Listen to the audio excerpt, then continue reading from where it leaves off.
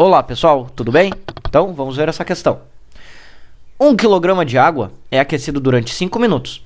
Logo após, 1 kg de latão é aquecido, recebendo a mesma intensidade de calor durante o mesmo tempo, intervalo de tempo.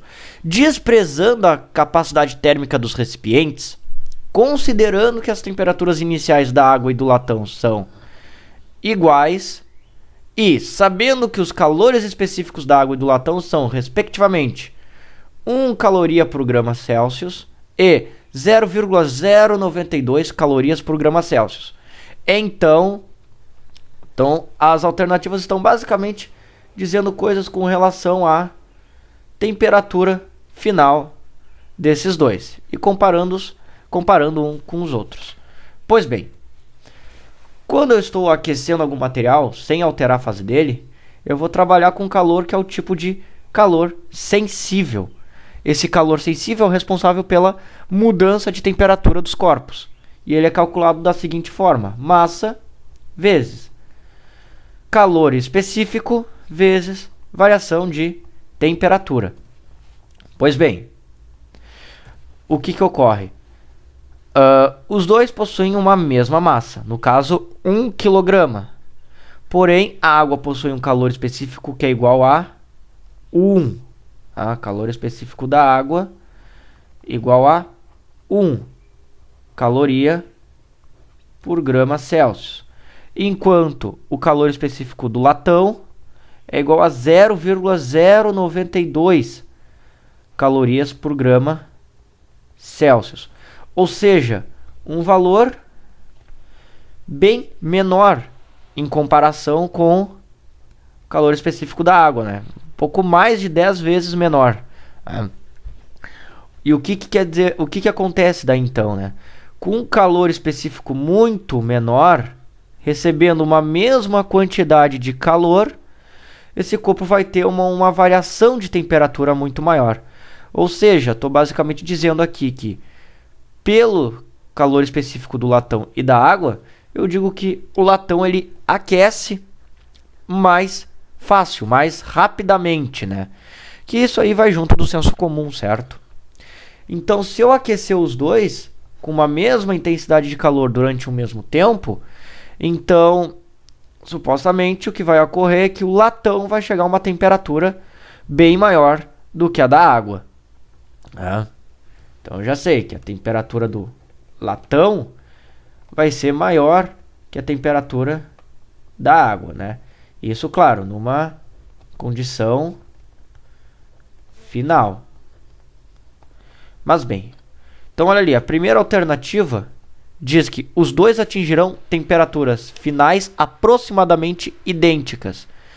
Isso aqui eu posso descartar, pois não é certo, que como o latão ele tem um coeficiente 10 vezes menor, praticamente, ele vai ter uma variação de temperatura 10 vezes maior. Ou seja, para cada 1 grau Celsius que a água aquece, o latão aqueceu 10. Então não vai ser aproximadamente idênticas. Não, vão ser bem diferentes. A letra B. A temperatura final do latão será maior que a da água.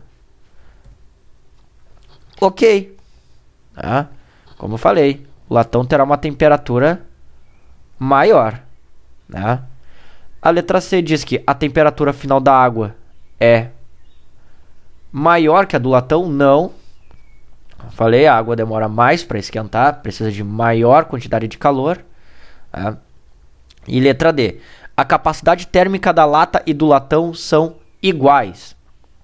Bem, quando a gente trabalha capacidade térmica de algum corpo, a gente está basicamente falando de massa vezes calor específico. Basicamente isso. O que acontece? Para um corpo que tem um maior calor específico, vai ter uma maior capacidade térmica. Claro, os dois trabalhando com uma mesma massa.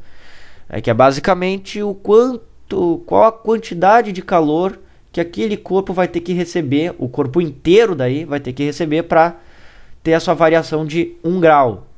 Calor específico é específico para 1 grama. Capacidade térmica tem a ver com o corpo já, o sistema inteiro, né?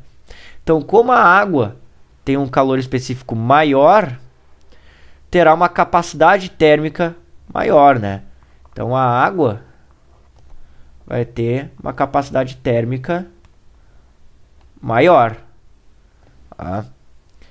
Ou seja, não irão ser iguais. Descarto daí então a letra D. E a letra E diz que a capacidade térmica da água é menor que a do latão. Não, eu acabei de falar ali que a capacidade térmica da água é maior. Então descarto a letra E. Fico apenas com a letra B como resposta, né? Nossa alternativa correta. Certo, pessoal? Espero que eu tenha ajudado vocês. Quaisquer dúvidas, postem nos comentários ou mandem para o e-mail aqui abaixo. Certo? Tenham uns bons estudos e até mais.